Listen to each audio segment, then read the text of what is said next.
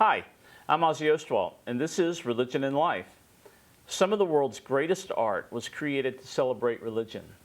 We have some noted examples of religious art and artists here in the High Country. Most of us know of the famous fresco at the Crossnorth School, and we have Brett Loftus to tell us about that. And from Appalachian State's Art Department, Karen Cleveland. Welcome to both of you. Thank you. Glad to be here. In all the major world religious traditions, art has played an important role in veneration, worship, religious ritual. I think of mandalas and representations of the gods and other sacred objects.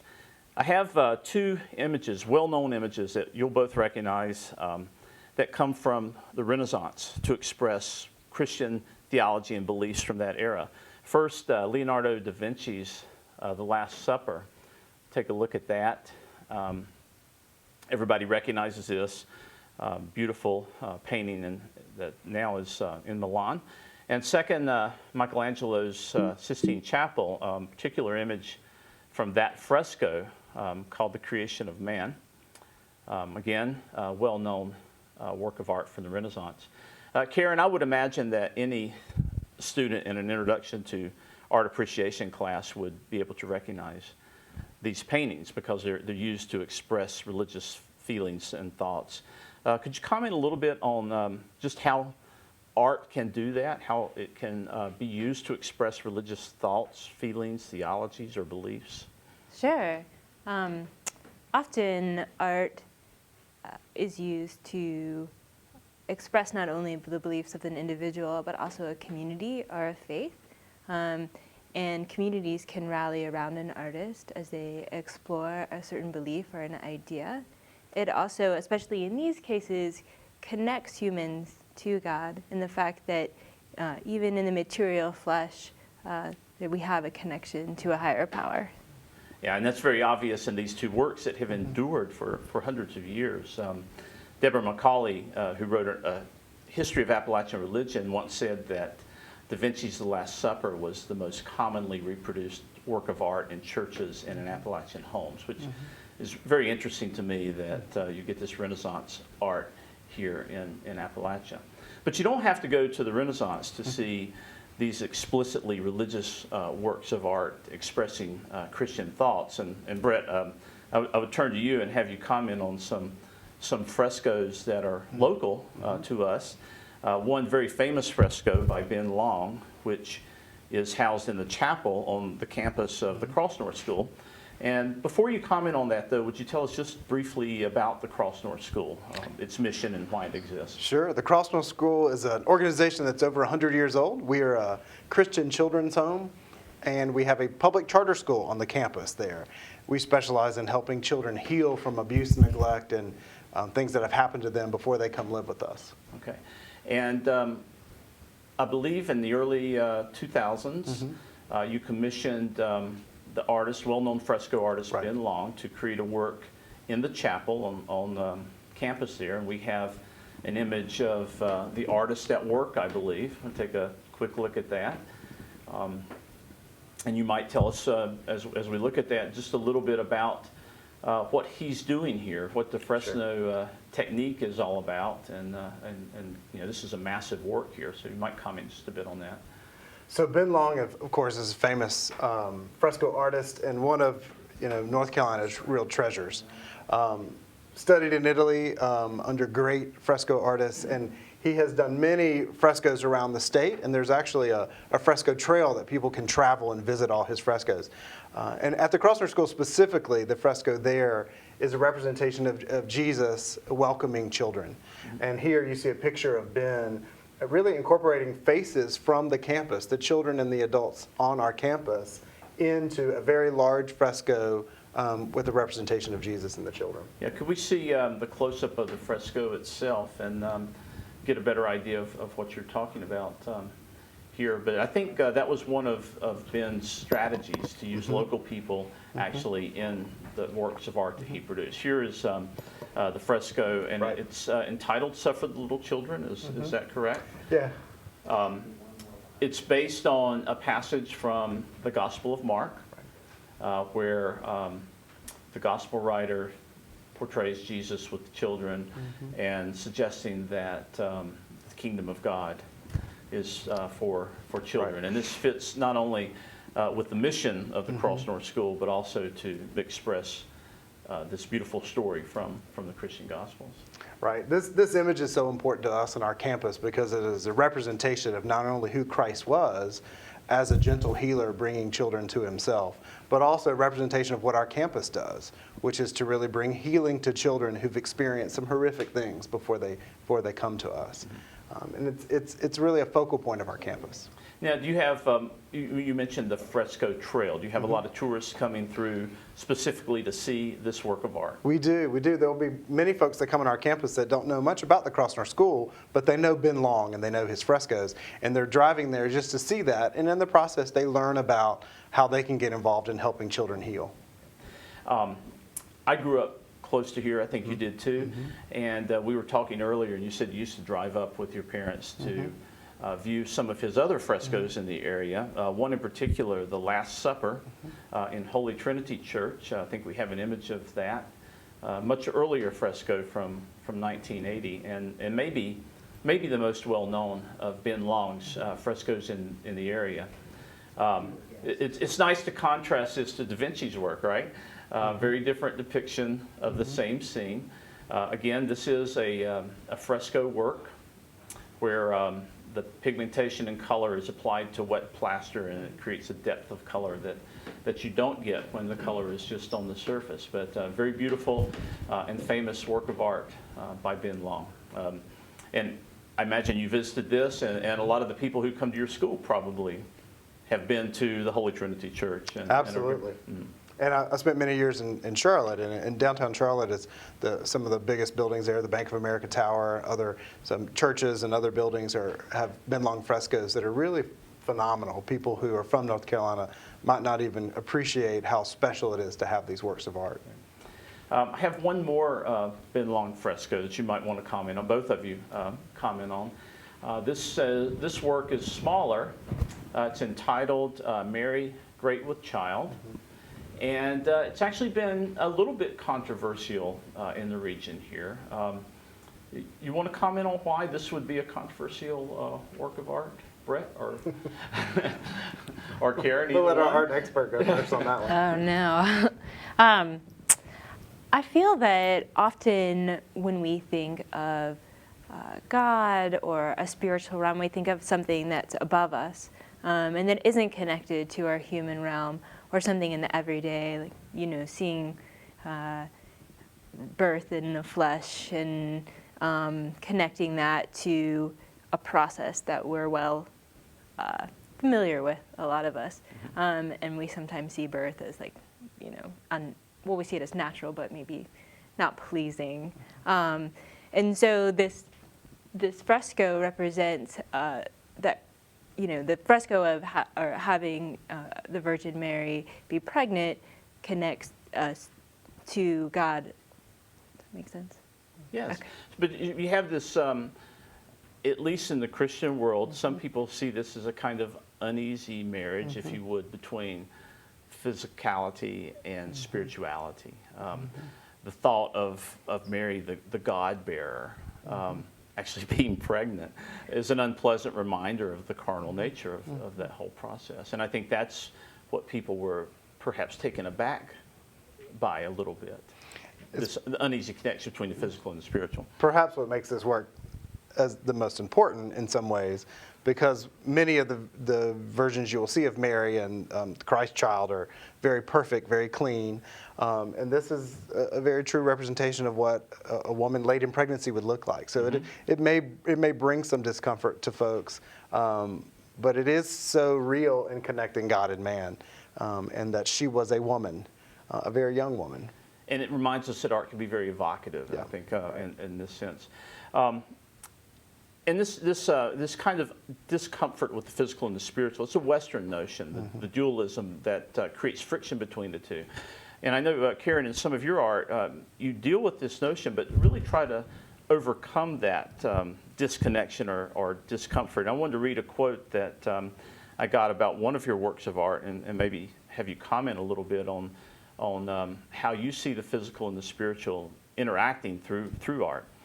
You wrote that your art is about stringing the spiritual through the mundane physical world and making visible the unseen cycles and energy that connect the universe.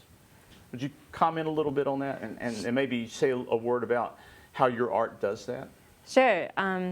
So I grew up mostly on the Blackfeet Indian Reservation in northwestern Montana, and surrounded by the natural world, and felt very strongly connected to an energy there, feeling just more myself and more sort of held by the landscape. And it was things in the everyday that inspired me, just walking along a dusty path, finding little stones, fishing with my father, just very mundane, everyday cooking dinner with my great aunt. And it allowed me to see just that in those small moments we can feel very connected to something greater as we share that kind of connection and love with the people that we love, but also with the landscape. When I'm in nature, I continually feel a greater connection to myself, but also to what's around me. And it is a very material connection. There's also a Buddhist belief that when you stand within yourself and you start to breathe and be very present, that we can feel this connection. But it's just small breaths. It's not necessarily like a big vision. It's just being very present. So the simplest things, the most earthy things yes. that we encounter every day in our lives actually have this element of spirituality running through it.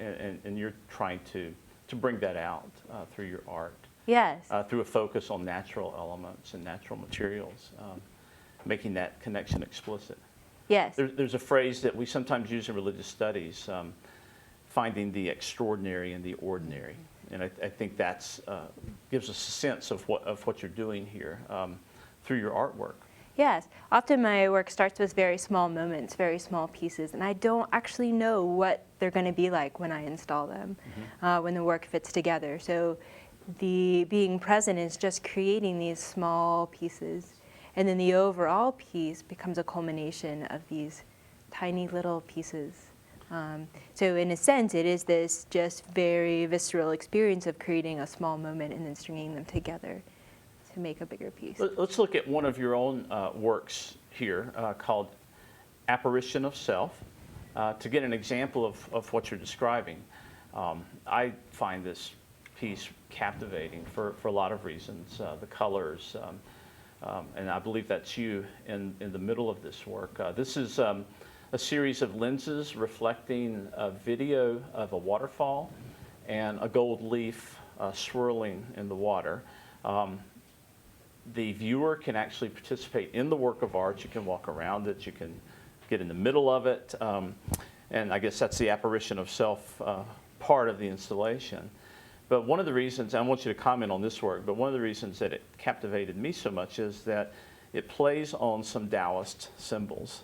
The gold leaf and the water. These are symbols within Taoism of spirituality and physicality. And unlike in our own kind of Western viewpoint where we don't see those two things fitting together very well, in Taoism, spirituality and the material world aren't dualistically opposed, but are one and the same. And you might want to comment just on that work itself and along these lines. Sure. So this work was inspired by hiking to a waterfall and noticing the way that the light filters through the trees, and how sort of that could make us feel illuminated, or makes me feel illuminated or light. And it's in that moment that I could feel a connection to something greater than myself. The Taoist philosophy is based on the philosophy of Lao Tzu, and the philosophy surrounds the notion that we are natural and we are connected to nature, and that we can learn so much by just observing nature and appreciating our own natural tendencies. So in this work, I wanted to involve that notion and also include the viewer in the work. There's a philosophy that a work of art is not complete without the viewer, without the human being. So you inserting yourself in the work becomes important for the work in its completeness. the experience of the work. The videos projected onto the lenses are of the waterfall in North Georgia that I hiked to, and of gold spinning in water, which is, so it was just a little vase where I put some gold in and then spun it around. Golden water is symbolic for heaven and earth. So you have this creation of this piece where you have a human being, you have water and nature, and then you have this representation of earth and heaven. In Taoism, humans become the connection between heaven and earth. Like they are made up of both things. They are almost this conduit that's represented. So in a way, you're here with this Taoist work of art, if you will, if you allow me to phrase it that way or describe it that way. Yeah. You have the connection of the heavenly and the earthly in the same way that perhaps Bin Long was trying to depict this connection in the fresco of Mary, Great with Child. Absolutely. I would think, it's heaven and earth kind of interacting here in the human being, and the human being creates the connection. The work of art then represents that.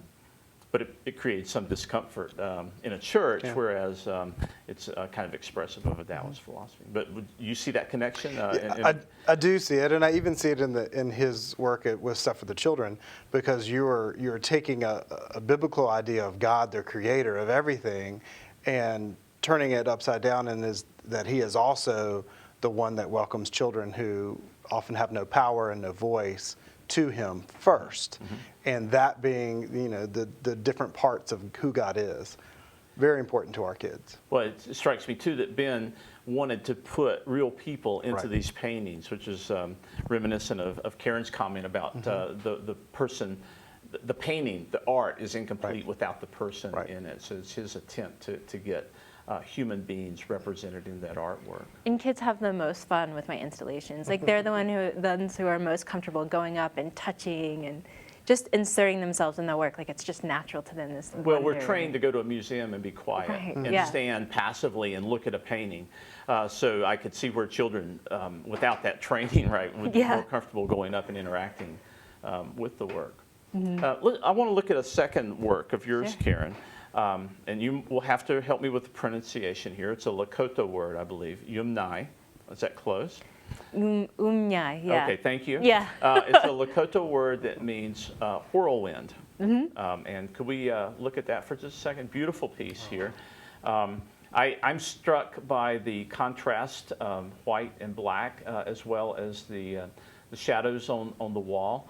But you might want to just comment a little bit about what this work represents and how it incorporates your own philosophy about looking for the extraordinary in the mundane world. Sure. So the pieces themselves, again, are just all hand-built and hand-casted.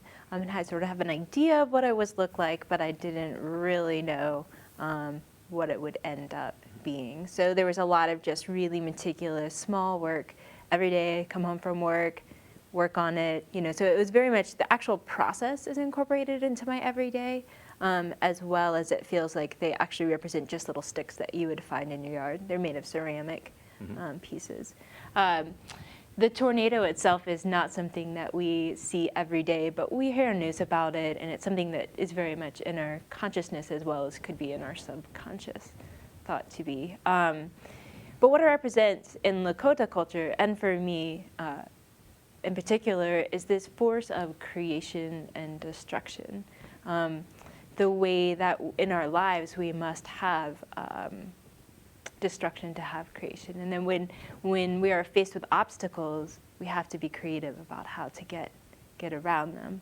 And that's something as a human being we're required to do. I really believe that every human is creative and that we draw on this sense of how do we step into the unknown? How do we have faith that we're going to be okay or that we'll know what to do, and it's through this process of rebuilding that can really be a powerful force. I like the idea of combining these ideas of creation and destruction into one image, and that reminds me, in various religions, you have this kind of creation is the flip side of destruction, that dichotomy going on, and there are Hindu gods that represent both the destructive force and the creative force. Yeah, they're very much married, but we think of them as very separate in our Right. culture, that they're very like dualistic or have this polarity to them. But Right. we can't really have one without the other. And I think it's the Tower of Babel. I'm not so familiar with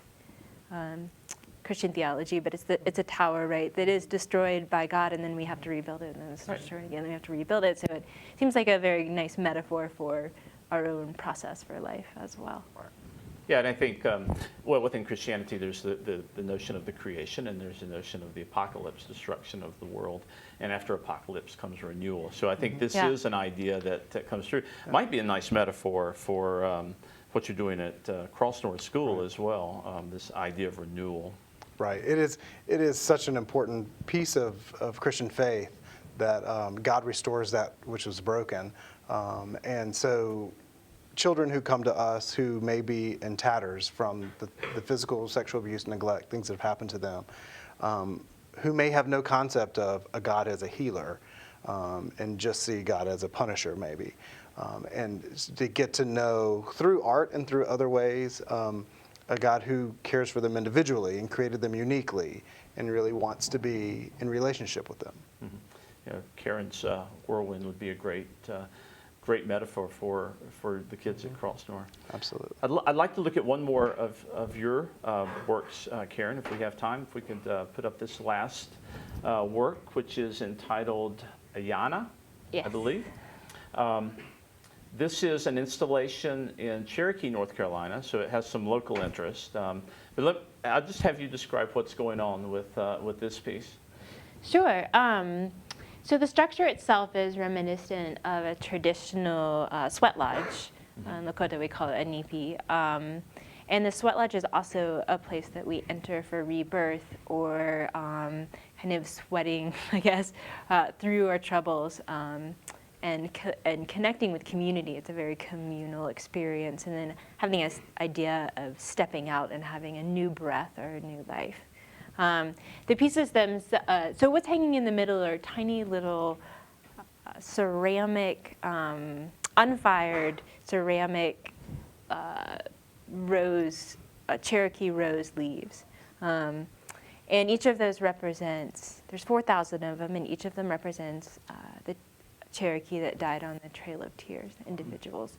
And the rose petals themselves come from a legend that when the Cherokee were forced out of southern North Carolina and North Georgia and traveling towards Oklahoma, the conditions were very harsh and people were dying along the way. And the women prayed for a sign that they would make it and that their people would be okay and survive this, this exodus. And it is said that when a woman's son died on the road, that she would cry a tear, and after they had prayed for a sign, that their tears would fall to the earth, and where her tears fell, a Cherokee rose would actually grow. So you get the same theme of death and renewal, death and new life. Yeah. It's interesting to me that we've looked at, my gosh, a variety of art here, from Renaissance paintings to contemporary fresco artists, to your work, which borrows from Taoist and Native American and other Eastern philosophies, and yet some of the same themes keep popping up: destruction and creation, renewal, healing through art, the creative impulse itself. So I find that fascinating, and maybe there's something about not only the content of art, but the very act of creating art that is spiritual. Or maybe both of you would like to comment on this idea of creativity as a spiritual path. And creativity is part of community and building community. And for our campus, very much the production of Stuff for the Children, they were involved. The children were involved, and the adults watched, and they helped, and they were part of models for the people in the piece. And so in some ways, they all participated in its creation. And so they all can have some sense of pride and ownership as it reflects an important value for us. It's wonderful, that sense of community that comes out of sharing this very significant work of art. And Karen, I've talked to you, and I know that you see the kind of, you mentioned earlier that we all are creators in some sense. So is there a sense in which we express spirituality through the creative process? And do you do that when you're creating art yourself?